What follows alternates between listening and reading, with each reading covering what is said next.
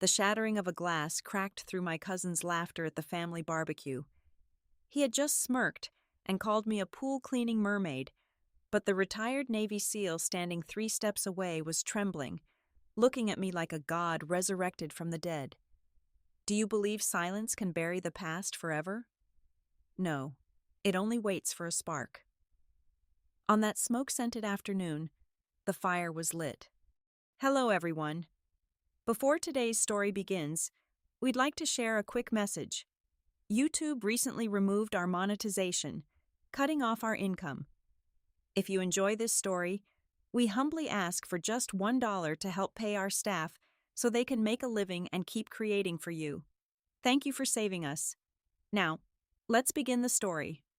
My name is Nora Vargas, and I am 38 years old. To the outside world, and particularly to my extended family, I am a ghost occupying a space I do not deserve. Aunt Clara's summer estate sat like a glittering crown jewel on the pristine shores of Lake Charlevoix, Michigan. It was an architectural marvel of sweeping glass and heavy timber, designed not just for living, but for broadcasting undeniable wealth. The annual family barbecue was less of a warm reunion and more of a cutthroat financial summit.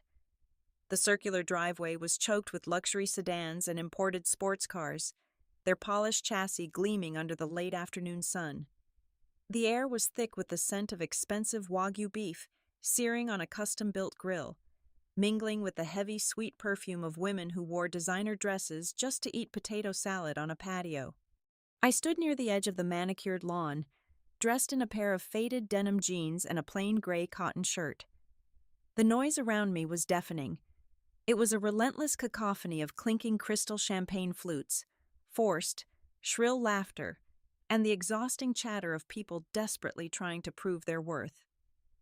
My relatives traded stories of expanding stock portfolios, European vacations, and elite Ivy League admissions like playing cards. In this high-stakes casino of vanity, I was the undisputed loser. To them, I was the monumental disappointment. The family narrative was firmly established. Nora was a burnout. They whispered behind their hands that I worked as a lowly maritime dispatcher, barely scraping together $40,000 a year by routing tugboats and cargo barges. Years ago, I had enlisted in the military, but in their minds, I had simply given up. They vaguely recalled that I had dropped out of some obscure naval program nobody cared to remember, completely failing to handle the pressure. They pitied me, but mostly they used my quiet, ordinary life as a yardstick to measure their own towering success. No one utilized this yardstick more enthusiastically than my cousin Greg. "Well, if it isn't the pride of the fleet," Greg's booming voice cut through the smooth jazz music playing from the hidden outdoor speakers. He strutted across the limestone patio, holding a tumbler of expensive bourbon. He was wearing a tailored linen blazer that probably cost more than my monthly rent. Greg was a high-end real estate broker, a man whose entire personality was aggressively built on commission percentages and firm handshakes. "Still playing traffic cop for the fishing boats, Nora?" Greg sneered, loud enough for a group of aunts and uncles to turn and chuckle. "I just closed a $4 million waterfront property this morning. You know, if you ever get tired of living paycheck to paycheck on your little $35,000 salary, I could probably get you a job answering phones at my front desk. It would be a step up." I looked at him. I did not frown. I did not glare. I merely observed him the way one observes a loud, harmless insect buzzing against a window. I offered no reply, which only seemed to agitate him further. He needed my humiliation to fuel his ego, especially today. Today was critical for Greg because of the VIP guest sitting under the shaded cabana. Julian Vance, a billionaire corporate CEO and titan of industry, had graced our trivial gathering with his presence.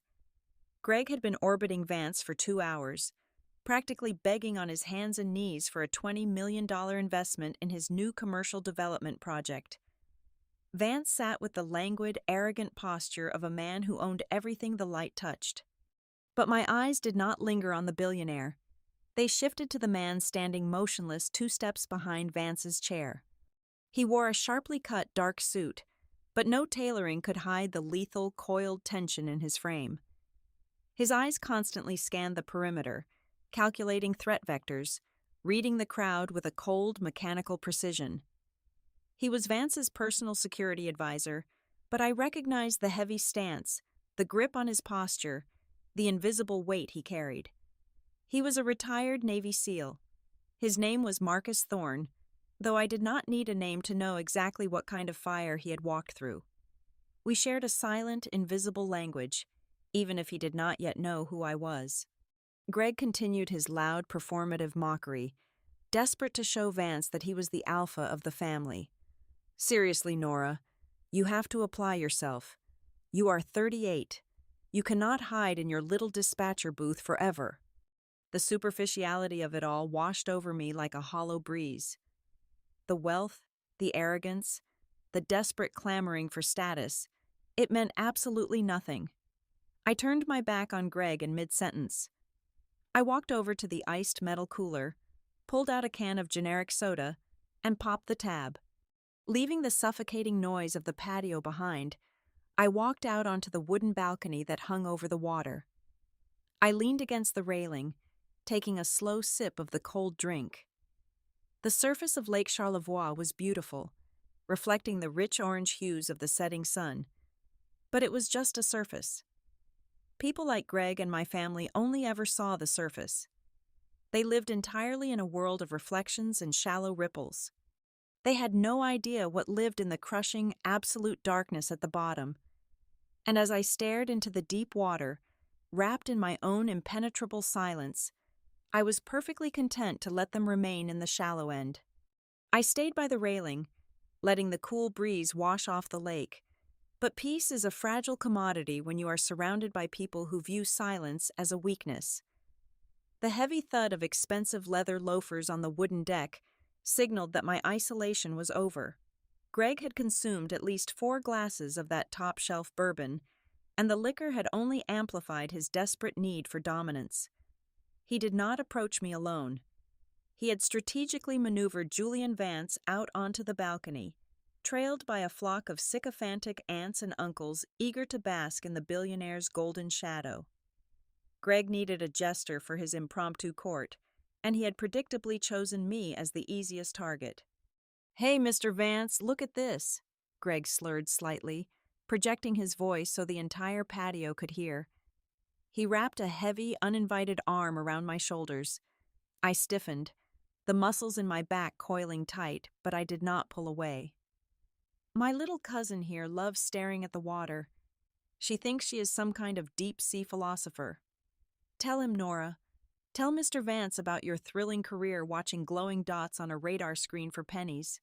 Julian Vance offered a tight, painfully polite smile, clearly uninterested but humoring the broker who was currently begging him for a $20 million lifeline. Greg tightened his grip on my shoulder, mistaking Vance's silence for encouragement. "Seriously, though," Greg continued, his voice dripping with venomous amusement, "you dropped out of that Navy program so fast, I genuinely have to ask, can you even swim properly? Or are you just a pool-cleaning mermaid who got entirely too scared of the deep end?" The surrounding relatives chuckled, a chorus of high-pitched, grating sounds that scraped against my eardrums. The air felt thick, oppressive with their shared arrogance. I did not flush with sudden anger. My heart rate did not spike.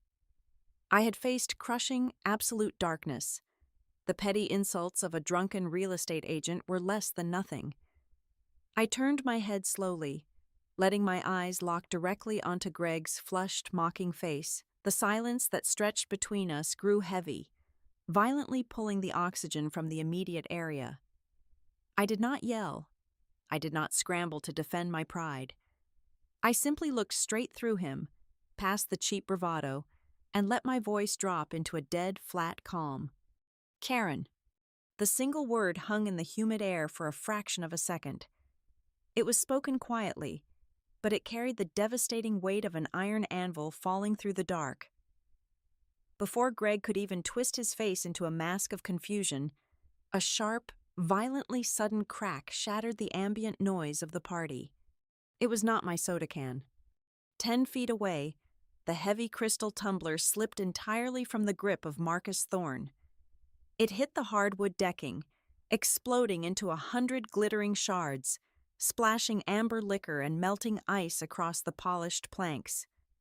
The sudden violence of the sound made several women shriek and physically jump back. Julian Vance turned sharply, his aristocratic face twisting in sheer annoyance at his elite bodyguard's unprecedented, embarrassing clumsiness. But Marcus did not apologize to his billionaire employer. He did not bend down to clean the mess. He did not even look at Vance. All the color had instantly drained from the veteran's weathered, sun-beaten face, leaving a pale, ashen mask of pure, unadulterated shock. His eyes, previously scanning the civilian crowd with detached, bored professionalism, were now wide, locked onto my face with a terrifying, burning intensity. His broad chest heaved once, a sharp, ragged intake of air, exactly as if he had just been punched in the gut by a heavyweight fighter. Then, he moved. He did not walk. He marched with lethal intent. He closed the distance between us with 3 rapid, aggressive strides, aggressively shoving his way past my bewildered Uncle Robert, nearly knocking the older man into a planter. Marcus stopped exactly 2 paces in front of me. The casual, relaxed posture of a highly paid private security contractor vanished in a millisecond, immediately replaced by the rigid, bone-deep discipline of a Tier 1 military operator. He stood impossibly tall. His broad shoulders snapped back so hard, his suit jacket strained at the seams. His heavy boots slammed together, heels striking the wood with a sharp, commanding thud that echoed out over the silent water. And then, completely ignoring the billionaire paying his exorbitant salary, completely ignoring the dozens of gaping, wealthy family members surrounding us, Marcus Thorne raised his right hand in a razor-sharp, flawless military salute. His large, calloused hand trembled. It was not shaking out of fear, but from a profound, overwhelming, soul-crushing reverence. The silence that violently crashed down over the balcony was absolute. It was a suffocating physical weight pressing against the chest of every person present. No one dared to breathe. No one dared to move a single muscle. Even the smooth jazz music drifting from the hidden speakers seemed to fade away into total nothingness. Greg blinked rapidly, his alcohol-addled brain furiously struggling to process the completely impossible scene unfolding directly in front of him. He let out a nervous, high-pitched, wheezing laugh, his panicked eyes darting frantically between my impassive, calm face and the statuesque, terrifying soldier locked in a salute. "Whoa, hey now," Greg stammered, raising his hands in a weak, pathetic, placating gesture. "Is this some kind of weird inside joke? Buddy, you absolutely do not need to salute the boat dispatcher. She is just pulling your leg. She is nobody. It is just Nora." Marcus did not break his rigid salute. His eyes remained permanently locked on mine, blazing with a chaotic mixture of raw, agonizing grief and absolute, unquestioning respect. When he finally spoke, his voice was a gravelly, booming command that seized the attention of every single soul on that lakeside property. It cut straight through Greg's pathetic, nervous laughter like a serrated combat knife tearing through silk. "Shut your mouth," Marcus snarled. The violent command was directed entirely at Greg, but his eyes never once left mine. "You are currently standing in the direct presence of the commander of the Oceanic Vanguard Echo Deep Sea Rescue Unit. You do not have the fundamental right to breathe the same air as this woman. Let absolutely alone speak her name in that tone." The words detonated across the patio like a concussive shockwave. Oceanic Vanguard Echo. The classified name meant absolutely nothing to my superficial family, but the absolute, terrifying, lethal conviction in the seasoned Navy SEAL's voice meant everything in the world. The entire power dynamic of the evening violently inverted in the span of 3 agonizing seconds. I silently watched the smug, condescending sneers melt off the faces of my wealthy aunts and uncles, instantly replaced by a creeping, icy dread that paralyzed their features. Aunt Clara's jaw hung completely slack, her glass of champagne tilting dangerously in her hand. Greg took a stumbling, clumsy step backward, his arrogant face turning the exact color of spoiled milk. The heavy gold-plated yardstick they had used to measure their own superiority had just snapped in half and drawn their own blood. They stared at the plain, quiet woman in the faded jeans, the universally agreed-upon loser of the entire family, and realized with mounting, suffocating horror that the lethally dangerous man they were all quietly terrified of was currently bowing to a god he thought had been dead for a long time.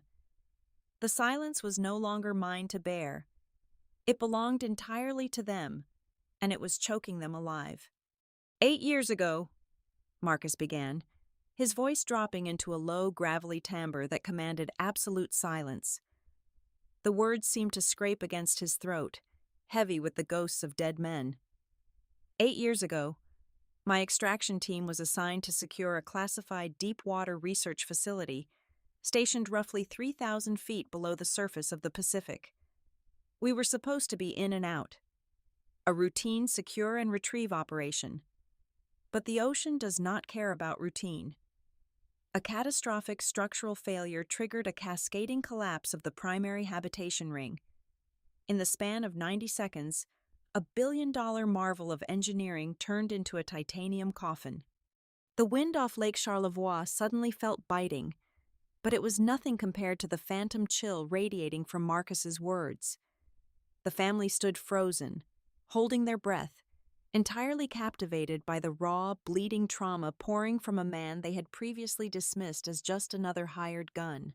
4 of us were trapped in the lower airlock sector, Marcus continued, his chest rising and falling with jagged, uneven breaths. The power grid died instantly. The emergency backup systems flooded. We were plunged into absolute pitch-black darkness, pinned beneath thousands of tons of freezing, crushing water. The atmospheric scrubbers failed. We had maybe 4 hours of breathable oxygen before the carbon dioxide poisoning would make us suffocate on our own blood. We tapped out distress signals on the bulkheads, hoping against hope that someone on the surface was listening. He paused, his jaw clenching so hard the muscles pulsed beneath his skin. They were listening, he spat out, the words laced with a venomous, bitter hatred that made the wealthy onlookers flinch. Command heard us. The official rescue fleets were floating right above our heads. But they ran their little calculations. They looked at the depth, the collapsing integrity of the station, the violent underwater currents, and they determined that the mission was mathematically suicidal. The brass declared a 0% probability of survival. The official order was given to abort. The official rescue divers stood down. They cut the comms. They packed up their gear. They formally abandoned us to die in the dark. Marcus took a slow, agonizing step toward Greg. My cousin was trembling now, his expensive bourbon entirely forgotten, his eyes wide with a dawning, terrifying realization of his own utter insignificance. But she did not stand down, Marcus roared, throwing a hand fiercely in my direction, though he still refused to look at me, as if he felt unworthy of the sight. When every single decorated admiral and high-ranking official on that surface ship turned their backs on 4 dying men, the commander defied every direct order she was given. She went rogue. The patio was so quiet, you could hear the gentle lapping of the lake water against the wooden pylons below. She stole a Class 4 mini-submersible, Marcus narrated, his voice vibrating with a mixture of awe and terror. It was damaged. The primary viewport had sustained a structural fracture during a previous dive, a visible crack in the reinforced glass. At 3,000 feet down, the water pressure is roughly 1,300 pounds per square inch. One wrong shift in the current, one microscopic failure in that compromised glass, and the ocean would crush the vessel and her body into pulp in a fraction of a millisecond. She knew that. She knew the math better than anyone, and she climbed into that metal tube anyway. I closed my eyes, letting the phantom roar of the crushing deep fill my ears again. The memory of the freezing cold, the the terrifying groans of the submersible's hull, the absolute isolating blackness. It was a place where light went to die. She descended into the absolute abyss alone, Marcus told the terrified crowd. She navigated through a chaotic, swirling debris field of razor-sharp twisted metal and violently erupting methane vents. When she finally reached our sector, she could not just dock. The airlock was crushed. So hovering in the pitch black, fighting deadly crosscurrents that were trying to smash her ship against the ruins, she manually operated the exterior plasma torches to cut through our reinforced steel hull. Marcus raised his hands, staring at his own palms as if seeing the blood and freezing water all over again. I will never, ever forget the sound of that hull tearing open. I will never forget the blinding light of her submersible cutting through the black water. She dragged all 4 of us out, one by one. We were half dead, freezing, suffocating. She hauled us into her tiny, overcapacity ship. And less than 60 seconds after she sealed the hatch and initiated the emergency ballast blow, the entire lower sector of the research station imploded with the force of a bomb. She outran a shockwave that would have liquefied our organs. He stopped pacing and locked his burning gaze entirely on Greg. The arrogant real estate broker looked like he wanted the expensive hardwood floor to open up and swallow him whole. "You stand here," Marcus growled, his voice a lethal, vibrating threat. "In your expensive suit, drinking your expensive liquor, and you have the absolute audacity to mock her. You mock her quiet life. You mock her salary. And most unforgivably, you mock her hands." Marcus pointed a rigid, accusatory finger at my arms, which were resting casually on the balcony railing. I wore a long-sleeve shirt, but the cuffs were rolled up just enough to expose my wrists. "You laughed at the way her hands shake," Marcus shouted, the raw fury finally breaking through his military discipline. "You called her weak. Do you have any earthly idea why she shakes? Do you know what happens to a human nervous system when you pilot a dangerously unshielded, over-encumbered vessel through a catastrophic pressure variance? The immense, crushing atmospheric weight she endured to pull my men from the abyss caused permanent, irreversible neurological damage. The severe decompression sickness boiled the nitrogen in her blood. The intricate network of scars covering her arms are from the extreme pressure rupturing her capillaries and tearing her muscle fibers apart from the inside out." A collective, horrified gasp rippled through the assembled aunts and uncles. Aunt Clara pressed a trembling hand over her mouth, her eyes welling with sudden, deeply ashamed tears.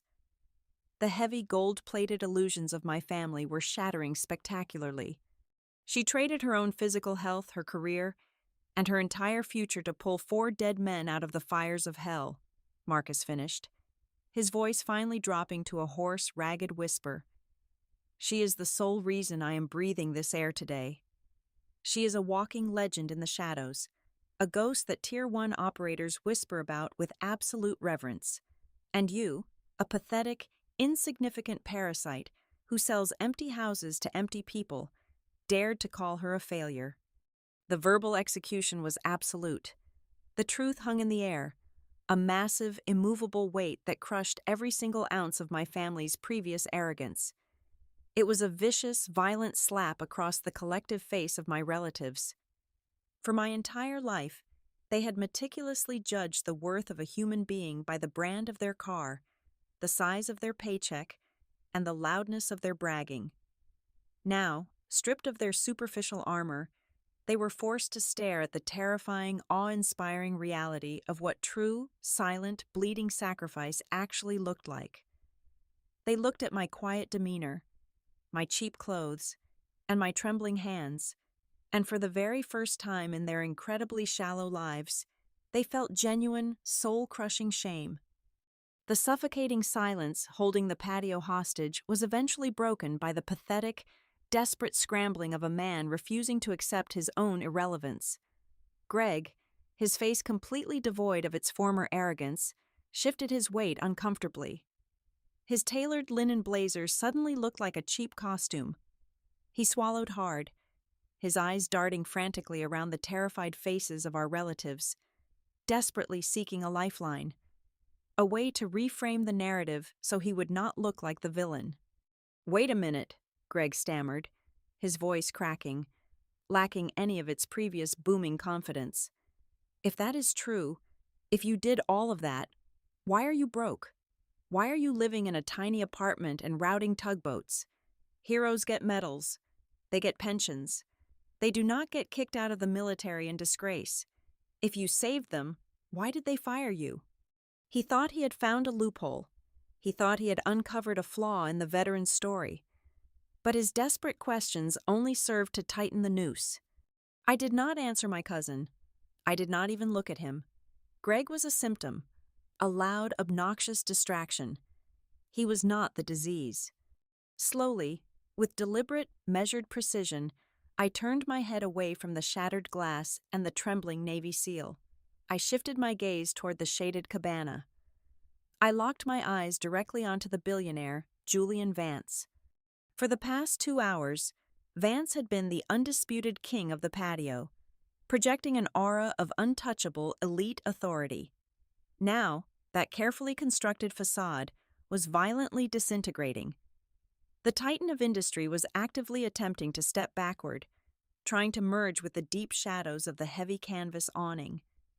His aristocratic face had turned a sickening shade of gray. He recognized me. He had not known my face when I arrived, buried under 8 years of aging and cheap clothes, but the mention of the deep-sea rescue unit and the collapsed station had shattered his comfortable ignorance. The temperature on the deck seemed to drop 10 degrees. The narrative was no longer about a petty family squabble over salaries and status. It was pivoting sharply into a cold, clinical dissection of corporate murder. "He is right," I said, my voice eerily calm, carrying the sharp, sterile edge of a surgical scalpel. "Heroes usually get medals, but medals are only awarded when the truth is convenient for the people writing the checks." I took a slow, deliberate step toward the cabana. The crowd of relatives instinctively parted, clearing a wide path, suddenly terrified of standing between me and the billionaire. "Tell them, Mr. Vance," I commanded, the authority of a former unit commander ringing clear in the open air. "Tell this lovely family gathering exactly who owned the parent conglomerate that manufactured the primary habitation ring of that research station." Vance opened his mouth, but no sound came out. He looked like a cornered animal trapped in a very expensive cage. "You see, Greg," I continued, never breaking eye contact with the sweating CEO, "that catastrophic structural failure was not an act of God. It was a line item on a spreadsheet. Mr. Vance here took over as chief executive officer 14 months prior to the collapse. His very first executive action was to slash the deep water maintenance budget by 45%, to artificially inflate quarterly profit margins. He canceled the installation of reinforced thermal shielding. He fired the independent safety inspectors. He knowingly allowed a billion-dollar facility to operate with critical stress fractures in its titanium support struts, simply to guarantee a massive year-end bonus for himself and his board of directors." A low murmur of absolute horror rippled through the family. The aunts and uncles who had been practically worshipping the ground Vance walked on just 10 minutes ago were now staring at him with mounting disgust. "When the station imploded," I said, my voice hardening into cold steel, "Julian Vance was looking at multiple counts of corporate manslaughter. He was looking at federal prison. But men like him do not go to prison. They hire armies of lawyers. They leverage immense political capital. They buy the investigators." I took another step closer. Vance pressed his back flat against the wooden pillar of the cabana. "The board of directors needed a scapegoat," I explained, exposing the rotting, blackened heart of his empire. They needed someone to take the fall, and a rogue commander who had explicitly defied direct orders to launch an unauthorized rescue mission was the absolute perfect target. They heavily manipulated the black box data. They forged the structural integrity reports. They buried the truth under a mountain of legal fiction, legally concluding that my aggressive docking maneuvers and improper use of plasma torches compromised the hull, directly causing the total collapse of the station. Greg looked completely physically sick. The realization of the sheer, unfathomable scale of the corruption was finally penetrating his thick skull. "So why did you not fight it?" Greg whispered, all of his bravado entirely extinguished. "Why did you let them ruin your life?" "Because of the cost of breathing," I answered instantly, the memory of those sterile hospital rooms flooding my mind. When I pulled Marcus and his team out of that wreckage, they were not just cold. Their internal organs were failing. Their nervous systems were completely shredded by the atmospheric pressure variance. The military formally disavowed them because the rescue was unsanctioned. The government refused to pay for their recovery. They needed highly experimental neural grafting. They required thousands of hours in specialized hyperbaric trauma centers. The medical bills were projected to be tens of millions of dollars. Without that money, those 4 men would have died agonizing, slow deaths in a veteran hospice within 6 months. I stopped directly in front of Julian Vance. He was trembling now, a pathetic, hollow shell of a man. "So, Mr. Vance and his legal team offered me a very simple, very ruthless contract," I stated, laying the final, damning truth out in the open. "A non-disclosure agreement. I had to formally accept a dishonorable discharge. I had to sign a confession admitting to gross criminal negligence, taking the full, absolute blame for the destruction of the station and the deaths of the other personnel. I had to agree to vanish into total obscurity, never speaking a single word of the truth to anyone for the rest of my natural life." In exchange, his conglomerate created a shell corporation that fully funded a black-budget medical account, paying every single penny of the hospital bills to keep Marcus and his men alive. I turned my back on the billionaire, looking at my stunned, speechless family. "I did not get fired because I was weak," I told them, my voice echoing with a profound, unshakable peace. "I signed away my honor, my rank, and my entire future. I willingly embraced the title of a failure. I spent 8 years living in the absolute shadows, letting people like you mock me, entirely so those 4 men could go home to their families. I bought their lives with my reputation, and I would do it again." The profound, heavy silence that had settled over the patio was suddenly shattered by a sound that did not belong to the shock of my family. It was a dark, hollow chuckle. Julian Vance pushed himself away from the wooden pillar of the cabana. The panicked, cornered animal I had exposed just moments ago vanished, instantly replaced by the ruthless, predatory titan of industry who had built an empire on the crushed bones of his opposition. He smoothed the lapels of his custom suit, his face hardening into a mask of pure, unadulterated malice. "That was a deeply moving piece of theater, Miss Vargas," Vance said, his voice dropping into a smooth, lethally calm cadence that carried across the deck. "Truly, you almost had me feeling a fleeting twinge of regret. But let us return to the real world, shall we? You just confessed, in front of dozens of witnesses, to a direct, flagrant violation of a legally binding, ironclad non-disclosure agreement. You broke the terms of our contract. Do you possess any earthly comprehension of what happens next?" He took a slow, measured step forward, the sheer arrogance radiating from his pores. "By tomorrow morning, my legal team will file injunctions that will freeze every single asset you possess," Vance threatened, his eyes locking onto mine with the cold, dead stare of a shark.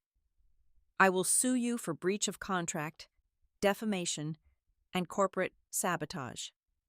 I will legally bury you under hundreds of millions of dollars in damages. You will not just lose your miserable little dispatcher job. I will make certain that you cannot even secure a lease for a cardboard box in a back alley. I will grind you down into absolute dust until you are begging for the obscurity you just foolishly threw away." Before I could even formulate a response to his venomous tirade, a sudden, frantic movement blurred my peripheral vision. Greg hurled himself directly into the space between me and the billionaire.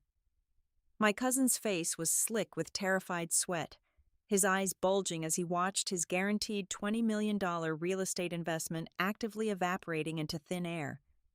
In that defining moment, Presented with the undeniable proof of corporate murder and my own agonizing sacrifice, Greg made his choice. He chose the money. "Are you completely out of your mind, Nora?" Greg shrieked, his voice cracking with panicked desperation. He waved his arms frantically, physically trying to shield Vance from my gaze. "Shut your mouth! Shut your mouth right now! Mr. Vance is a respected businessman, and you are standing here spewing absolute delusional garbage just to ruin my life. You are breaching a legal contract. You are trespassing on private property. You need to turn around, walk out of that gate, and get off this estate before I call the police and have you arrested myself." He spun around to face the billionaire, dropping his shoulders into a pathetic, subservient cringe. "Mr. Vance, I am so incredibly sorry. She is unstable. My family has always known she has severe mental issues. Please, do not let the deranged ramblings of a failed dispatcher affect our partnership. The commercial development deal is still solid. We can sign the paperwork tonight." I did not raise my voice. I did not flinch at Greg's pathetic betrayal. I simply stepped around my frantic cousin as if he were a piece of misplaced patio furniture. I closed the distance to Vance, invading his personal space, forcing the taller man to look down into my eyes. "You are not going to sue me, Julian," I stated, my tone dropping to a chilling absolute zero. "Because if you file a lawsuit, the contract goes into public discovery, and you cannot afford discovery. You paid for a lie, but you forgot that I am the only living person who actually saw the truth with my own 2 eyes." Vance scoffed, a nervous, dismissive sound, but the corners of his mouth twitched.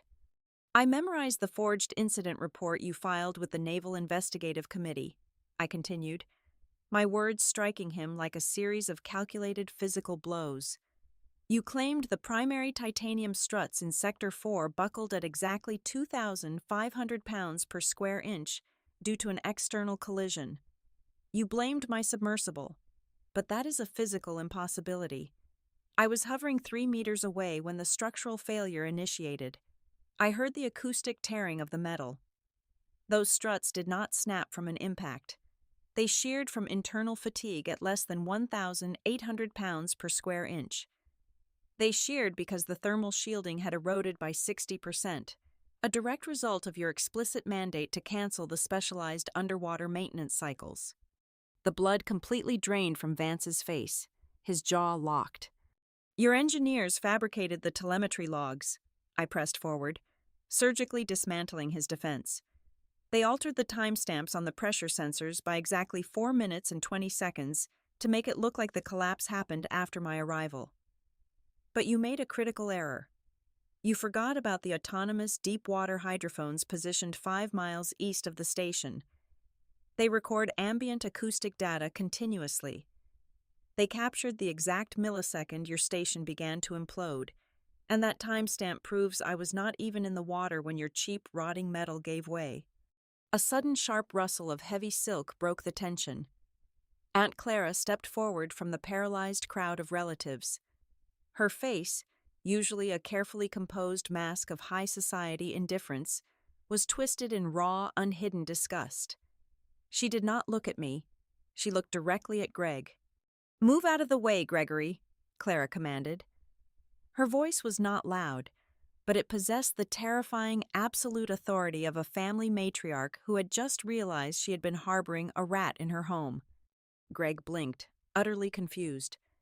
"Aunt Clara, you cannot possibly believe her. She is trying to ruin my deal.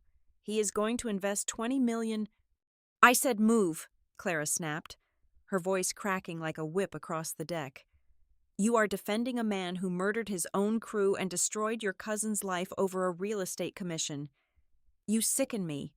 If you say one more word in defense of this monster, you will never set foot in this house again, and you will be entirely dead to this family." She stepped past Greg, leaving him standing alone in his pathetic greed. She walked to my side and turned to face the billionaire, forming a physical barrier between me and his threats. Within seconds, Uncle Robert stepped up beside her, then my older cousins. One by one, the relatives who had mocked me all afternoon moved forward, their faces hardened. forming a solid, impenetrable wall of solidarity around the woman they had spent a decade treating like a ghost. Julian Vance looked at the unified front, his upper lip curling in a desperate, ugly sneer. "You think a handful of angry suburbanites scares me? You have no physical proof of these hydrophone records, Miss Vargas. You have an anecdote. I have a legion of corporate lawyers who will legally crucify you before you can even find a microphone." "She does not need the hydrophone records," a deep booming voice echoed across the patio. Marcus Thorne stepped out from the periphery. The imposing Navy SEAL walked slowly toward his employer, his heavy boots sounding like a death knell on the wooden planks. The absolute reverence he had shown me earlier was gone, replaced by the cold, lethal calculation of a Tier 1 operator executing a final, fatal strike. Vance frowned, genuine confusion crossing his features. "Marcus, what are you doing? Detain her. We are leaving." Marcus did not obey. He stopped beside me, towering over the billionaire. Slowly, deliberately, the veteran reached into the inner breast pocket of his tailored suit jacket. He did not pull out a weapon. He pulled out a small, encrypted, solid-state hard drive, holding it up by a silver lanyard so the setting sun caught its metallic surface. "I have spent the last 8 years of my life standing behind you, Mr. Vance," Marcus said, his voice a low, terrifying rumble that promised absolute destruction. "I opened your car doors.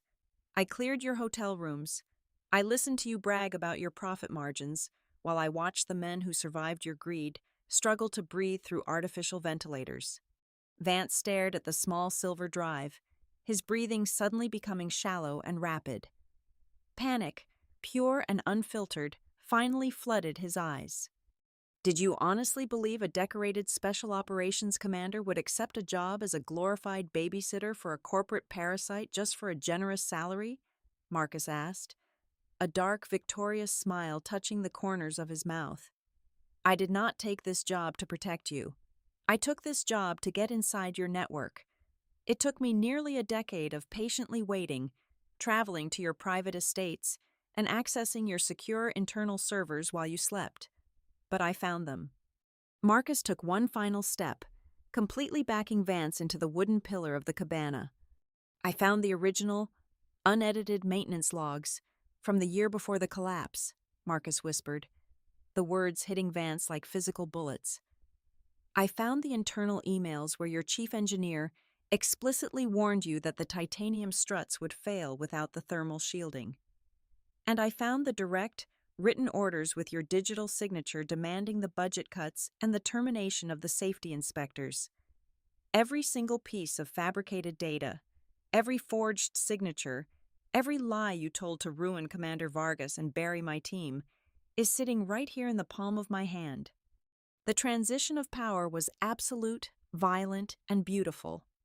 Julian Vance, the untouchable titan, visibly shrank. His shoulders collapsed. The realization crashed over him like a suffocating wave of freezing black water. He was not the hunter cornering a vulnerable woman on a lakeside patio. He never was. For 8 long, agonizing years, he had blindly walked into a meticulously crafted, lethal ambush, completely unaware that the ghost he created and the soldier he hired were slowly, patiently tightening the noose around his neck. Marcus stared down at the billionaire, his grip tightening on the small silver drive. "You do not understand the mechanics of a dead man's switch, Julian," he said, his voice terrifyingly calm. "I did not bring this drive here to negotiate. The moment my glass shattered on this deck, a remote command was executed. Every single encrypted file on this drive was simultaneously transmitted to the United States Department of Justice, the Securities and Exchange Commission, and the editorial desks of 5 major global news syndicates. Your secrets have been in the public domain for exactly 12 minutes." Julian Vance visibly shattered. The untouchable armor of his immense wealth evaporated, leaving behind nothing but a terrified, pathetic old man. His knees buckled slightly. He did not utter another threat. He did not call for his highly paid lawyers. Stumbling backward, he nearly tripped over a decorative planter. desperately clawing his way off the wooden balcony. Without a single word of his former arrogance, the billionaire scrambled across the manicured lawn, practically throwing himself into the back of his waiting luxury sedan, fleeing the estate in absolute, suffocating humiliation. Greg watched his golden ticket peel out of the driveway, his jaw hanging completely slack. His precious $20 million deal was gone, vaporized by the truth. But the financial ruin was only the beginning. He turned back to face the patio, hoping to salvage some shred of his dignity, but he was met with a wall of pure, unadulterated disgust. The family that had once hung on his every word now looked at him as if he were a disease. He had shown them exactly what he was, a coward who would eagerly step on a bleeding hero to grab a handful of cash. He opened his mouth to speak, to offer some pathetic excuse, but Uncle Robert silently raised a hand, pointing a rigid finger toward the front gate. Greg swallowed hard, his face burning red, and slinked away in total silence. His voice in this family was permanently extinguished. The oppressive tension on the balcony finally broke. Aunt Clara stepped forward, her eyes brimming with heavy, undeniable tears. She did not offer a grand, theatrical speech. She simply reached out and wrapped her arms around my shoulders, pulling me into a tight, desperate embrace. She wept quietly against my neck, whispering a string of broken, deeply sincere apologies for the years they had spent blindly judging a book by its heavily scarred cover. I patted her back gently, offering a soft, genuine smile. I felt an immense, soaring lightness spreading through my chest. As I looked at the remorseful faces of my aunts, uncles, and cousins, a profound realization washed over me. I had never actually needed their validation. Their approval was entirely meaningless. The only thing I had ever truly needed was for the absolute truth to be dragged screaming into the light, and for the men who had paid the ultimate price to finally receive their justice. I pulled away from Clara, gave Marcus a silent, respectful nod, which he returned with a crisp, deep bow of his head, and I turned my back on the lavish lakefront mansion. I walked across the crushed gravel driveway, my boots crunching softly in the quiet evening air, and climbed into the cab of my battered 10-year-old pickup truck. The engine roared to life with a comforting, familiar grit. The ghosts of the deep, crushing dark that had haunted my every waking moment for 8 long years were finally gone. I shifted the truck into gear and drove out toward the glowing, brilliant hues of the setting sun. I was no longer the nameless failure of the family. I was a commander who had finally found her way back to the surface, ready to reclaim her sky. Thank you so much for listening to today's story. We hope you enjoyed it. As an ad-free channel, your support is what keeps us alive. Please support Haley Revenge Stories with just $1 via the QR code on the screen, or click the link in the description box or pinned comment. Also, we would love to connect with you. Please leave a comment telling us which city or state you are listening from. Thank you for standing with us, and see you in the next stories.